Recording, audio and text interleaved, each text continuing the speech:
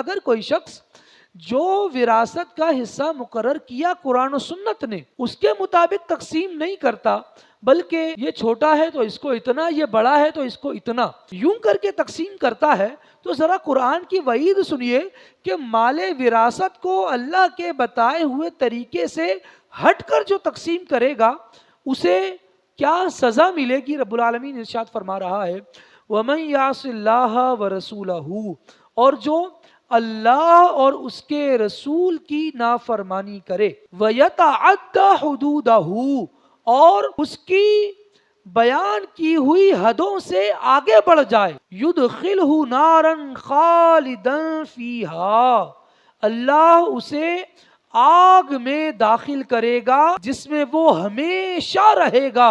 وَلَهُ عَذَابٌ مُّهِينٌ، اور اس کے لیے خواری کا عذاب ہے۔